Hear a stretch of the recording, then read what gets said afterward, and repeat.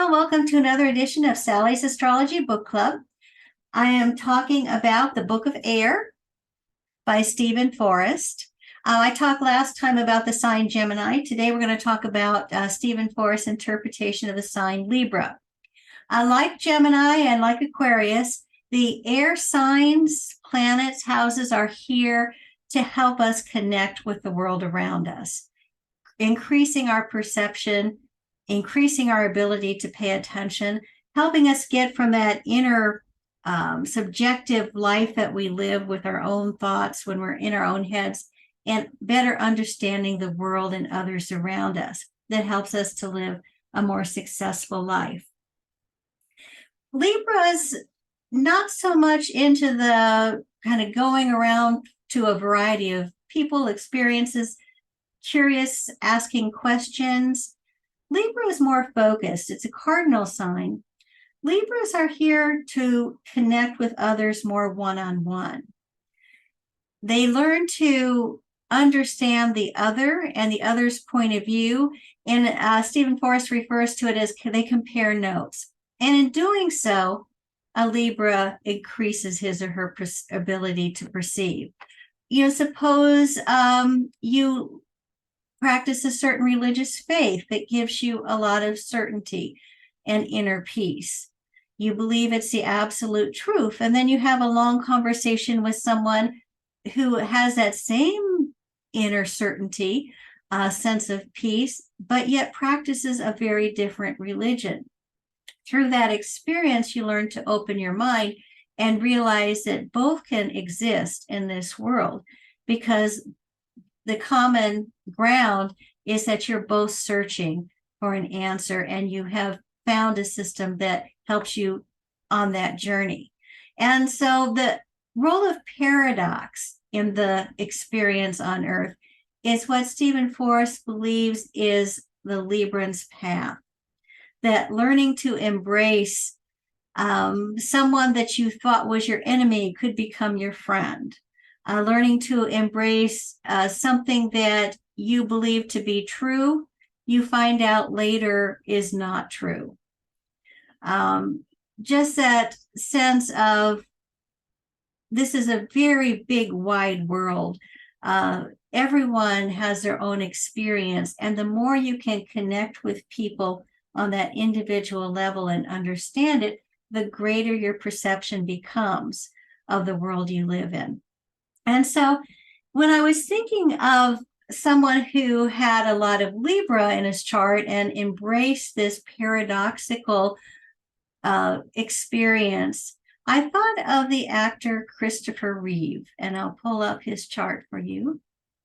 And you see that he's not just a sun in Libra, but he's also got 5 planets. He's got the sun, Mercury, Saturn in exaltation in Libra, Neptune, and then Venus, the ruler of Libra, in its own sign, guiding this whole stellium. So very powerful, Libra stellium.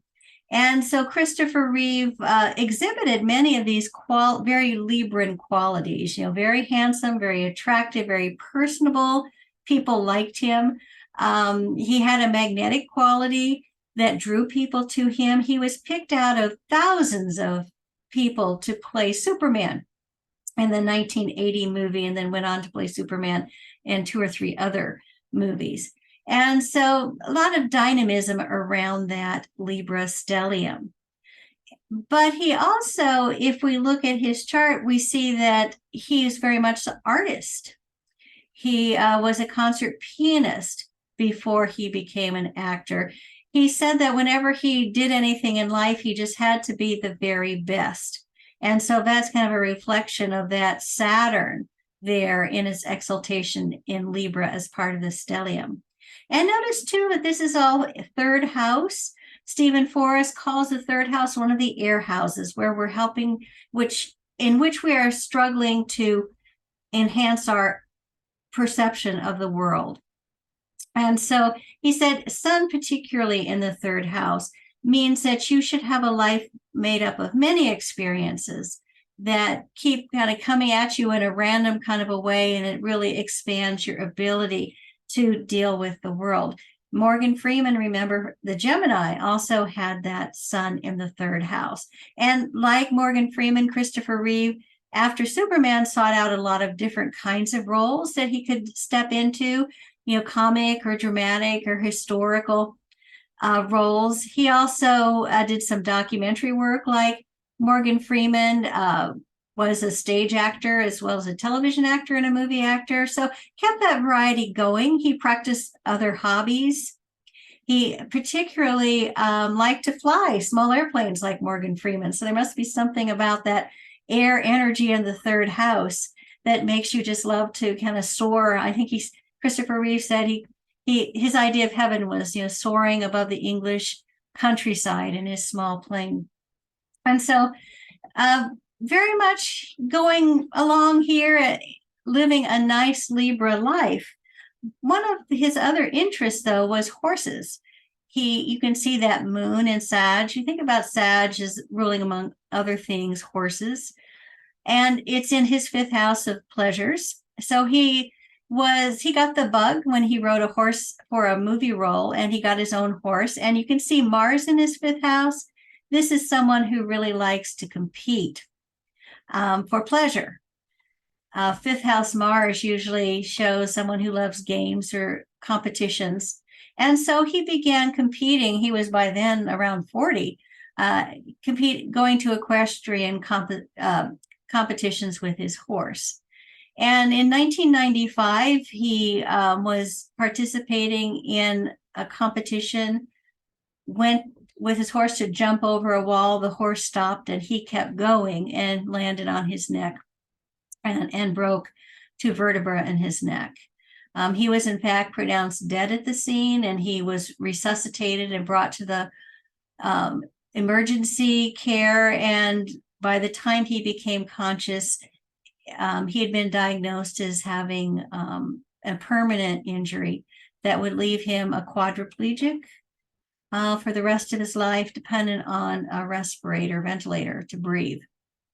So very devastating diagnosis to this man who'd been living up to this point a pretty charmed life. And so if we look at other things in his chart to see, well, what would explain that his life could take such a dramatic turn? One thing we do see is that these Libra planets are in square to this 12th house Uranus. So Uranus in the 12th house could indicate something unexpectedly coming, some kind of something, an accident, a trauma that's in square to and challenges the Libra planets. We also notice that he's got an interesting configuration around his ascendant in Leo. The South Node is there, and so is Pluto. And you think of the South Node with the ascendant as being kind of a washing out energy, which would be an ideal position for an actor, that you could just lose your identity in a role. But it also could indicate that in your lifetime, you could have a loss of identity, that you have to let some things go around who you believe yourself to be. Pluto there, of course, deaths and rebirths around identity. That, of course, as a young man, he had the experience of being a private person and then became one of the most famous actors in the world almost overnight as Superman. So, you can see that was a big change in his identity. But this is a bigger one, when suddenly he's still Christopher Reeve, but everything that he identified with himself, being able to act and to move and to be hobbies and things, play the piano, things that he really enjoyed in life, all of that was gone. And so we see also that very dramatic stellium around his ascendant is in square to Jupiter in the 10th house. So we think about that Jupiter being close to the midheaven at the top of the chart, a very fateful position for it. That It's almost like fate is saying, we've got bigger plans for you than just to play, pleasing roles in movies and going through life as, kind of a significant celebrity, but not really known for much else. We've got bigger plans for you with that Jupiter in Taurus in square to that Leo ascendant Pluto South Node. But there's also something else going on with that Jupiter. If you notice in the chart, all that Libra is being stimulated by a sextile to Mars, that Mars that likes to compete.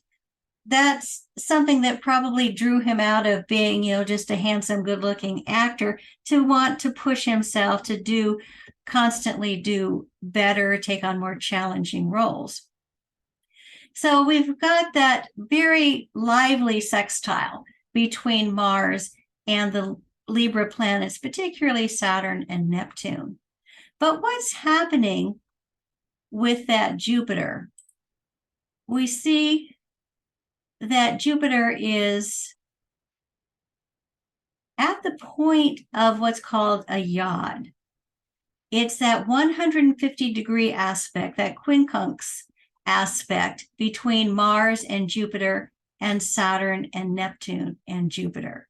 There's just that disconnect, that there's a lot of energy and tension, but you can think about Taurus goes one way. It's into building something solid and peaceful and enduring. And Sagittarius is, let's go, let's explore, let's just leave the past behind and move forward.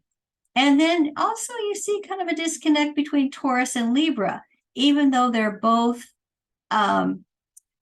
Venus ruled. Taurus, again, building something solid, something lasting, whereas the air sign, Libra, is more interested in let's make connections. Let's expand our world. Let's not just do the same thing all the time or just what we want all the time. Let's include others in our experience. And so you've got all of that tension just pouring into this Jupiter, which creates a focal point in the chart. And Stephen Forrest said he's looked at many charts of famous people. And while Jupiter in the 10th house could possibly suggest fame, he said a yod is a more reliable predictor of someone being famous. It's almost like the universe plucks you out of obscurity and says to you, we've got bigger plans for you. Again, back to that Jupiter in the 10th house. You need to live a life greater than yourself and become part of something greater than yourself. But we notice also that something else is going on. There's a second yod in the chart. We've got that sextile between that Uranus and that Jupiter, which gives him, that electricity, that magnetism, that lightning striking fame that he's able to be picked out of thousands of people to play the role of Superman. So we've got that magical sextile again. But again, both of them are in that 150-degree aspect to Mars. So he's got a second quincunx, a second yod, and this is the point of the yod called the finger of God. Sometimes it's very dramatically called. So while we've got Jupiter as one of the focal points, we also have Mars.